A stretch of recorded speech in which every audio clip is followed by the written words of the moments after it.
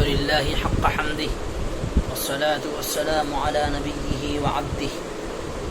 أما بعد فأعوذ بالله من الشيطان الرجيم بسم الله الرحمن الرحيم واذكروا الله في أيام معدودات. محترم سامعین و ناظرین، مخلوق کی عظمت اور مخلوق میں انسانوں کا اشرف المخلوقات ہونا، یہ اللہ کی خالق کی عظمت، اس کی کبریائی اور بڑائی پر دلیل ہے۔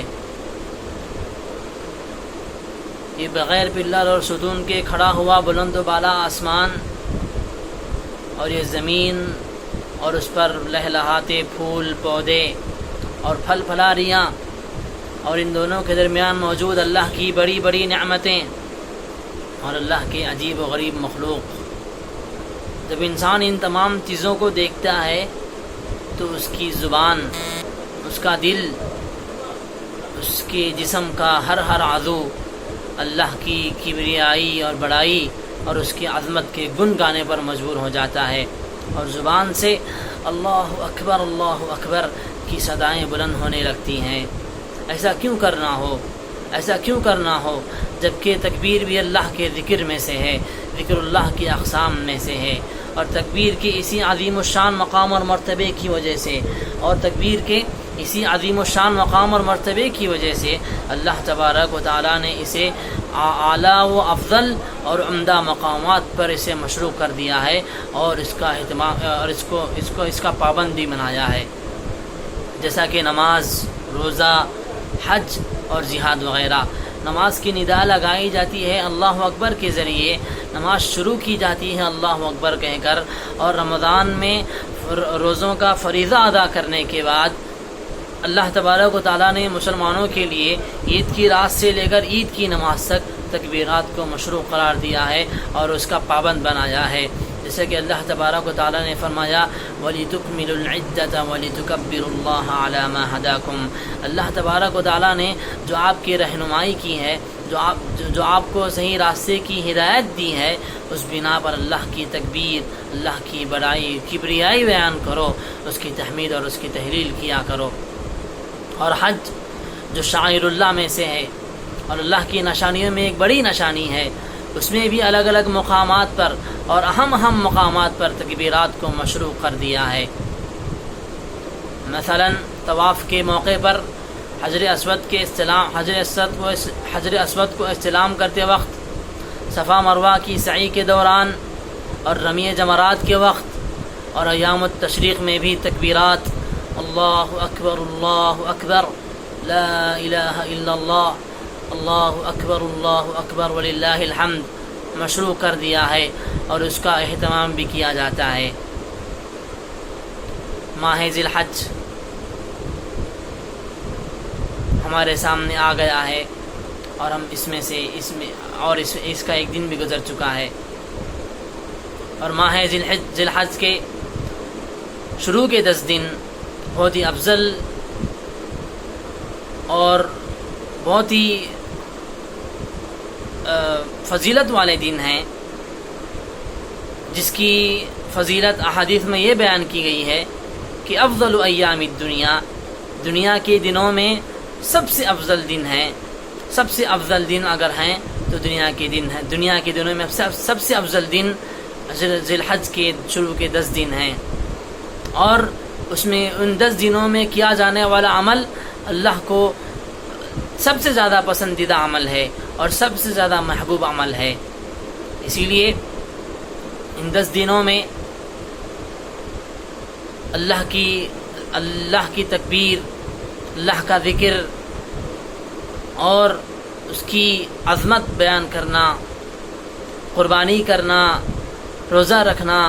نمازوں کا اہتمام کرنا اور حج کرنا، یہ تمام اعمال اس میں مشروع کر دیے ہیں، اور ان تمام اعمال میں جو سب سے افضل عمل جو ان تمام اعمال میں کیا جاتا ہے وہ اللہ کا ذکر ہے، اللہ کی تکبیر ہے۔ اور ان 10 دنوں کے بعد ایام التشریق آنے والے ہیں۔ ایام التشریق کسے کہتے ہیں؟ جس کو اللہ تبارک و تعالیٰ نے قرآن مجید میں سورہ بقرہ میں فرمایا وَاذْكُرُوا اللَّهَ فِي أَيَّامٍ مَعْدُودَاتٍ، اللہ کا ذکر کرو ایام معدودات میں۔ ایام معدودات یعنی گنے چنے چند دن۔ ایام معدودات سے مراد ایام التشریق ہیں، یعنی ذی الحج کے 11، 12 اور 13 3 دن ایام التشریق ہیں۔ اور اس میں کہا گیا کہ ان دنوں میں اللہ کا ذکر کیا کرو، اللہ کی تکبیر، اللہ کی تحمید اور اس کی تحلیل بیان کیا کرو۔ اللہ کا ذکر، اللہ کا ذکر، اس کی تکبیر بیان کرنا، یہ بہت بڑی عبادت اور بہت بڑا عمل ہے۔ جہاں اللہ تبارک و تعالیٰ نے قرآن مجید میں ذکر اللہ کا لفظ استعمال کیا ہے، وہیں اکثر مقامات پر اس کے بعد کثیر کا لفظ استعمال کیا ہے، کثرت کا لفظ استعمال کیا ہے، یعنی اللہ کا ذکر کثرت سے کیا کرو، چلتے پھرتے اٹھتے بیٹھتے۔ اور ان 10 دنوں میں جو اللہ کا ذکر کثرت سے کرتا ہے وہ اللہ کو سب سے زیادہ پسندیدہ عمل ہے، اور اللہ تبارک و تعالیٰ کے قرب، اللہ تبارک و تعالیٰ کا تقرب حاصل کرنے کا ذریعہ بھی ہے۔ اسی لیے ایام التشریق میں اللہ کا ذکر کرنا، اللہ کی تکبیر، تحمید اور تحلیل بیان کرنا، یہ ایک مومنانہ صفت ہے اور اس کو اپنانا چاہیے۔ ایام التشریق سے پہلے بھی یوم عرفہ اور یوم النحر میں بھی اللہ کی تکبیر بیان کی جاتی ہے، اللہ کی تحمید، اللہ کی تحلیل بیان کی جاتی ہے۔ جیسا کہ عقبہ بن عامر کی روایت ہے، ابو داؤد رحمہ اللہ روایت کرتے ہیں کہ آپ علیہ الصلاۃ والسلام نے فرمایا یوم عرفہ و یوم النحر و ایام التشریق عیدنا اہل الاسلام وہی ایام اکل و شرب، رواہ ابو داؤد۔ یوم عرفہ، یوم النحر اور ایام التشریق یہ اہل اسلام کی عید کے دن ہیں، یہ اسلام والوں اور مسلمانوں کی عید کے دن ہیں، اور یہ کھانے پینے کے دن ہیں۔ اور ایک نبیشہ الحذلی کی روایت ہے، مسلم رحمہ اللہ نے اس کو اپنی کتاب صحیح مسلم میں روایت کیا ہے۔ آپ علیہ الصلاۃ والسلام نے فرمایا ایام التشریق ایام اکل و شرب و ذکر اللہ تعالی، ایام التشریق کھانے پینے کے دن ہیں اور اللہ کا ذکر کرنے کے دن ہیں۔ اور جب ہم صحابہ کی زندگی پر نظر ڈالتے ہیں تو ابن عمر اور ابو ہریرہ رضی اللہ تعالی عنہما ان 10 دنوں میں بازاروں کی طرف چلے جاتے تھے، وَيُكَبِّرَانِ، اور دونوں بلند و بالا آواز سے اللہ کی تکبیر، اللہ کی بڑائی بیان کیا کرتے تھے۔ وَيُكَبِّرُ النَّاسُ بِتَكْبِيرِهِمَا، اور ان دونوں کی تکبیر کے ساتھ ساتھ لوگ بھی اللہ کی تکبیر بیان کرتے، اللہ کی بڑائی اور کبریائی بیان کرتے تھے۔ اللہ اکبر، اللہ اکبر، اللہ اکبر، اللہ بڑا ہے۔ کس چیز سے بڑا ہے؟ اللہ آپ کے غموں سے بڑا ہے، اللہ آپ کے ڈر اور خوف سے بڑا ہے، اللہ آپ کی ہر چیز سے بڑا ہے، یہاں تک کہ آپ کی طاعت اور آپ کے عمل اور آپ کی فرما برداری سے بھی بڑا ہے۔ ابن عمر رضی اللہ تعالی عنہما کہتے ہیں کہ اگر جو شخص اللہ کی کبریائی بیان کرتا ہے، اللہ اکبر کہتا ہے، تو یہ عمل دنیا و ما فیہا سے بہتر ہے۔ اسی لیے ان 10 دنوں میں کثرت سے اللہ کی تکبیر کرنا،